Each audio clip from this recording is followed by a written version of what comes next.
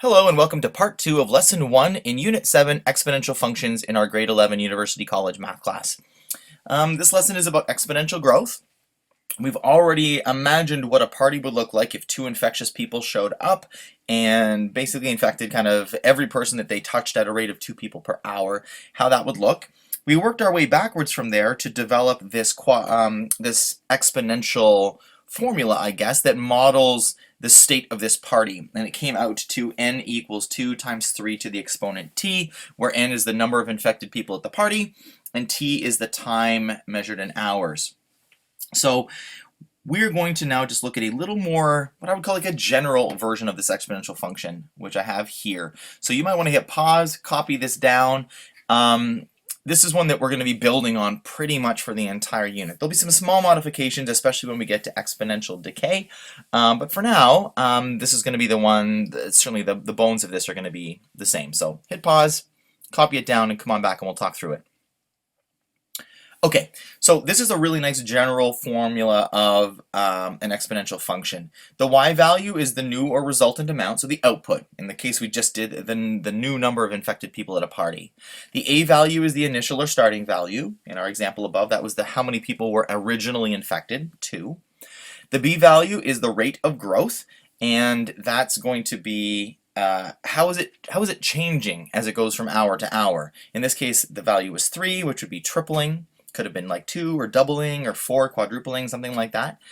And the x corresponds to the time needed for one cycle of growth. So again, our rate of growth was tripling, so x would be the time needed for us to go through one tripling cycle. Yeah, and that's it. One thing I think is interesting to note here, and we're going to get back to this in lesson 4, is that exponential functions are relations that either increase or decrease along their entire domain. Which is just basically sort of a fancy way of saying that, I'm just going to sketch a little one here, especially when we're talking about exponential growth, you're looking at something that's going to develop into this kind of unique shape here, where all of a sudden it kind of just like takes off. Because if you think about something like doubling, for example, we won't do tripling, it's a little bit, the math's a little bit harder, but doubling might be something like, you know, it goes from like 1, doubling is to 2, then to 4, more of a jump to 8, more of a jump to 16, more of a jump to 32. And as you can see, it's starting to get steeper and steeper through every interval. Starts out kind of just pretty chill, and then it goes up. It takes a turn all of a sudden and starts to increase fairly aggressively. So when we say things like increase or decrease along the entire domain, what it's doing is it's not increasing at a constant amount, because that'd be like a straight line, right? If it was going up by like 3 every time, you would see sort of a straight line happening. This is increasing at a rate, which again is an interesting thing to wrap your mind around, because an increasing rate means that it's not actually going to go up every time. However much it goes up this time is impacted by how much was at it before. You're always doubling, but doubling 1, it results in an increase of 1, going 1 to 2, but doubling 6 takes you all the way up to 12, so an increase of 6. So the amount that it goes up every time is different, but the rate is constant, if that makes sense.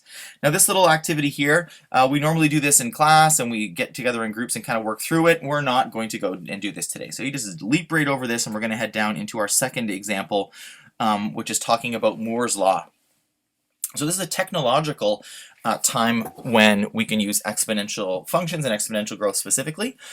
So it says in 1975, Gordon E. Moore observed that the number of transistors that could fit into a given space on a computer chip doubled every 2 years. His observation is known as Moore's Law and still seems to be correct today. Is this an example of an exponential function? So the clue word here is doubled. That would be our growth rate. So if something is doubling over a fixed amount of time, what did he say, 2 years? Every 2 years, then yeah, absolutely, that would be an exponential function, something that doubles. So let's build ourselves an equation that models what Moore's Law is talking about. So we're going to assume that there were approximately 10,000 transistors on a computer chip in 1974. So using the year 1974 as year 0, find the number of doubling periods between now and then. So here's the thing. Normally in class, I would have us sort of sit down and we would go and do a transistor count to see what the maximum number that we have. Again, I'm recording this in 2020, so we would go and see. I did this lesson for the first time, I think, in like 2014 or 15.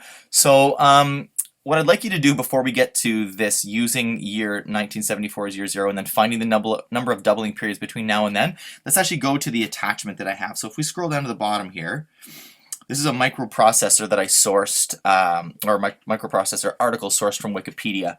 And let's just go have a look down at 2000 and, oh gosh, maybe I did it in 2012. Yikes. Nothing makes you feel quite that old. That's 8 years ago. Okay, so we're going to do 2012. And the number of transistors appearing at that time was approximately 5 billion. Did I count that right? So let's see, that would be a million. Yep, so that's 5 billion. So million, billion. So that's about 5 billion. So we're just going to use that. It's just easier than us sort of hacking through it, each working on our own way. It's easier for us to just have this one page to refer to. So just scroll down in the notes. We're looking for the 2012 largest number, and that was going to be 5 billion. So let's jump back up to our note, which is up here. And so let's use 2012 as our now. 2012. So we want to find the number of doubling periods. So the number of doubling periods is basically, it doubles every 2 years. So let's find how many years have passed between 2012 and 1974.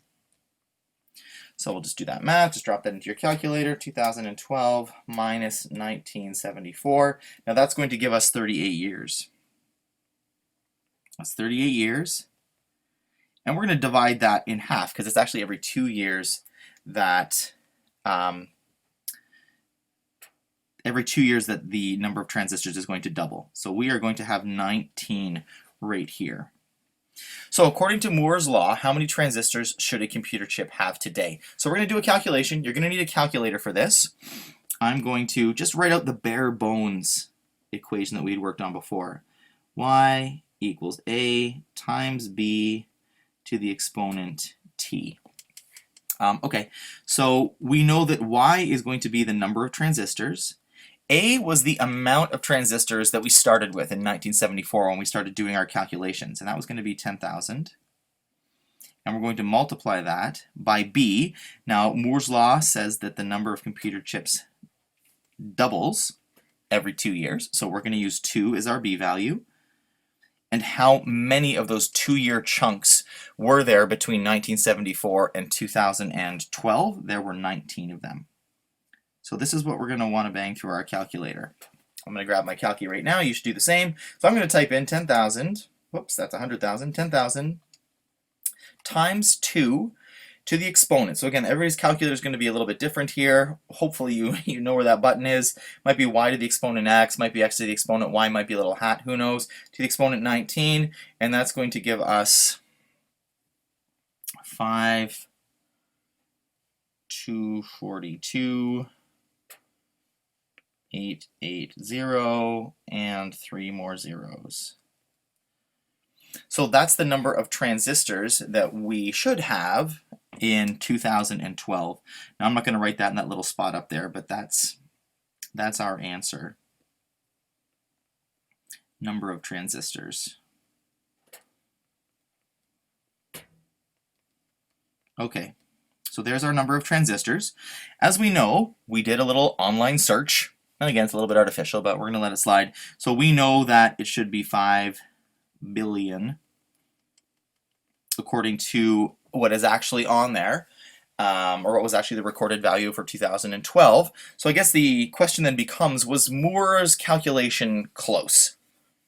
So we were off by, again, 5 billion is what we're shooting for. We had 5.2 billion. Now that 0.2, when you talk about it like that, doesn't sound like a lot, but 0.2 billion is like 200 million. Now in terms of the big picture, that's not necessarily a lot.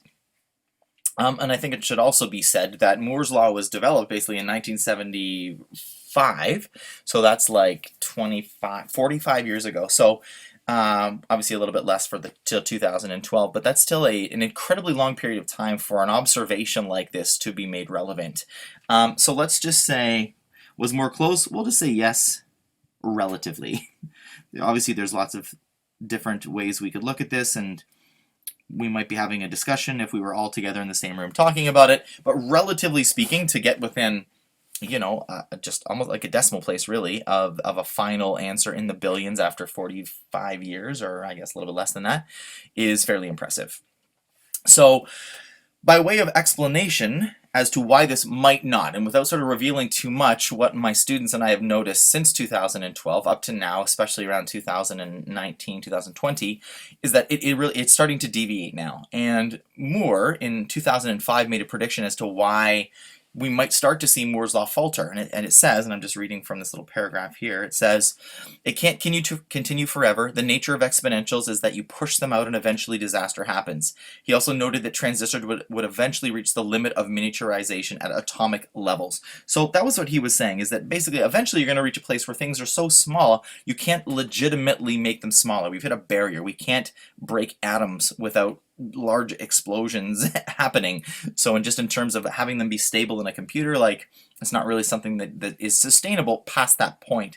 So when Moore made this observation, he said we have another 10 to 20 years before we reach that fundamental limit. So if we're looking ahead, we're talking about 2015 to 2025, which is around the time we're at now-ish, and we have been starting to see that the Moore's law is not lining up quite as nicely as it used to.